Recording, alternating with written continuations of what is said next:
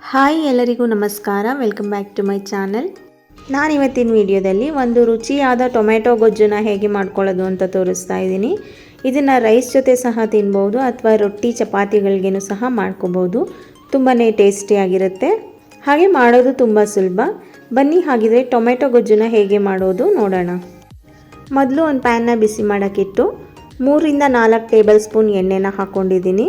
ಎಣ್ಣೆ ಕಾದ ನಂತರ 1 ಸ್ಪೂನ್ ಸಾಸಿವೆ, 1 ಸ್ಪೂನ್ ಜೀರಿಗೆ, ಸಿಪ್ಪೆ ತೆಗೆದು ಬಿಡಿಸಿಟ್ಕೊಂಡಿರೋ ಬೆಳ್ಳುಳ್ಳಿ, 4ರಿಂದ 5 ಹಸಿಮೆಣಸಿಕಾಯಿ. ನಿಮಗೆ ಖಾರಕ್ಕೆ ಎಷ್ಟು ಬೇಕಾಗುತ್ತೆ ಅಷ್ಟು ಹಾಕ್ಕೊಳ್ಳಿ.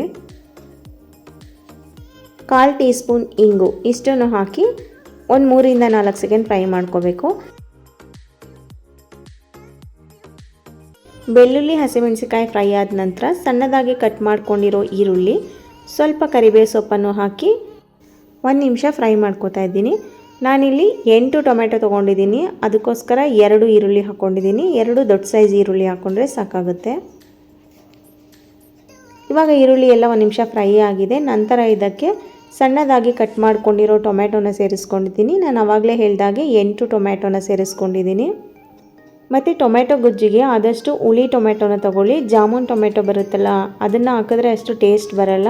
ಹುಳಿ ಟೊಮೆಟೊನ ಹಾಕಿ ಮಾಡಿದರೆ ಟೊಮೆಟೊ ಗೊಜ್ಜು ಟೇಸ್ಟಿಯಾಗಿರುತ್ತೆ.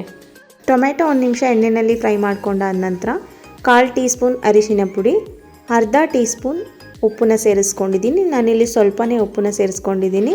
ಅರಿಶಿನ ಪುಡಿ ಮತ್ತು ಉಪ್ಪನ್ನ ಹಾಕೋದ್ರಿಂದ ಟೊಮೆಟೊ ಬೇಗ ಬೇಯುತ್ತೆ, ಹಾಗೆ ಸಾಫ್ಟ್ ಆಗುತ್ತೆ.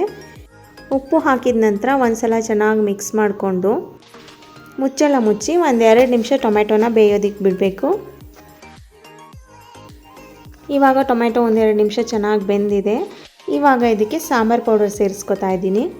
ನಾವು ಬೇಳೆ ಸಾಂಬಾರಿಗೆಲ್ಲ ಯೂಸ್ ಮಾಡ್ತೀವಲ್ಲ, ಆ ಸಾಂಬಾರು ಪೌಡರ್ನ ಹಾಕ್ಕೋಬೇಕು. ನಾನಿಲ್ಲಿ 1 ಟೇಬಲ್ ಸ್ಪೂನ್ ಸಾಂಬಾರು ಪೌಡರ್ನ ಹಾಕ್ಕೊಂಡಿದ್ದೀನಿ.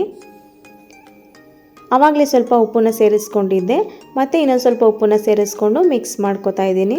ಮಿಕ್ಸ್ ಮಾಡ್ಕೊಂಡ ನಂತರ ಮುಚ್ಚಳ ಮುಚ್ಚಿ ಟೊಮೊಟೊ ಎಲ್ಲ ಚೆನ್ನಾಗಿ ಸಾಫ್ಟ್ ಆಗೋ ತನಕ ಬೇಯಿಸ್ಕೋಬೇಕು. ಇವಾಗ ಒಂದು 3 ನಿಮಿಷ ಸಣ್ಣ ಉರಿನಲ್ಲೇ ಟೊಮೆಟೊನ ಬೇಯಿಸ್ಕೊಂಡಿದ್ದೀನಿ. ಟೊಮೆಟೊ ಎಲ್ಲ ಚೆನ್ನಾಗಿ ಬೆಂದು ಸಾಫ್ಟ್ ಆಗಿದೆ. ಇದನ್ನು ಒಂದು ಸಲ ಚೆನ್ನಾಗಿ ಮಿಕ್ಸ್ ಮಾಡಿಕೊಂಡು ಕೊನೆಯಲ್ಲಿ ಸ್ವಲ್ಪ ಕೊತ್ತಂಬರಿ ಸೊಪ್ಪು ಮತ್ತು 3ರಿಂದ 4 ಟೇಬಲ್ ಸ್ಪೂನ್ ಆಗುವಷ್ಟು ತೆಂಗಿನಕಾಯಿ ತುರಿನ ಹಾಕಿ ಮಿಕ್ಸ್ ಮಾಡಿಕೊಂಡ್ರೆ ಟೊಮೆಟೊ ಗೊಜ್ಜು ರೆಡಿ ಆಗುತ್ತೆ.